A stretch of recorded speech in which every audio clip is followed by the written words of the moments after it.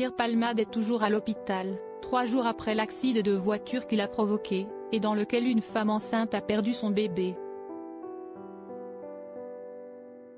BFM Télévision donne des nouvelles du comédien avant qu'il ne soit entendu par la police.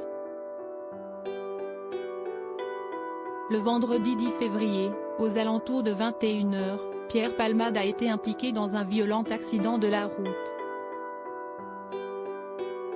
Le comédien a percuté des véhicules venant de face sur une route départementale proche de la ville de Villiers-en-Bière, en Île-de-France.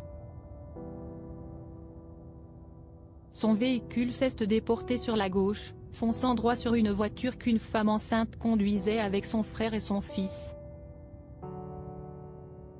À l'hôpital, la femme a perdu son bébé, tandis que son fils est toujours dans un état grave et son pronostic vital est engagé. Pierre Palmade transporté entre la vie et la mort à l'hôpital vendredi dernier. De son côté, Pierre Palmade n'est pas en forme non plus. Juste après l'accident, il a été transporté à l'hôpital du Kremlin-Bicêtre entre la vie et la mort.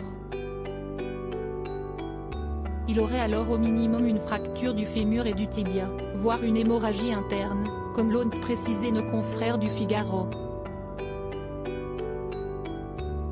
Après une première nuit très compliquée, sa famille a expliqué dans un communiqué qu'il était désormais conscient.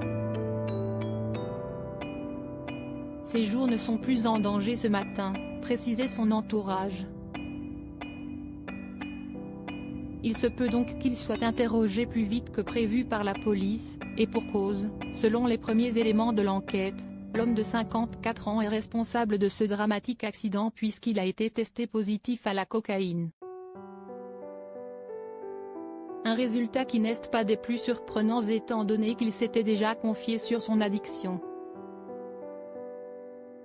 L'état de santé de l'humoriste ne serait plus inquiétant selon les informations de BFM Télévision en date de ce lundi 13 février, soit 3 jours après l'accident. Son état de santé ne serait plus jugé inquiétant, malgré ses 4 côtes cassées.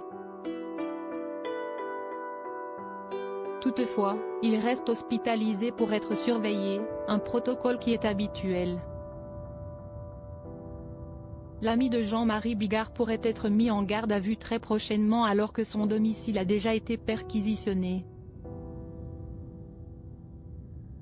Pour rappel, il doit être entendu pour homicide et blessure involontaire par conducteur ayant entraîné une incapacité totale de travail supérieure à 6 mois.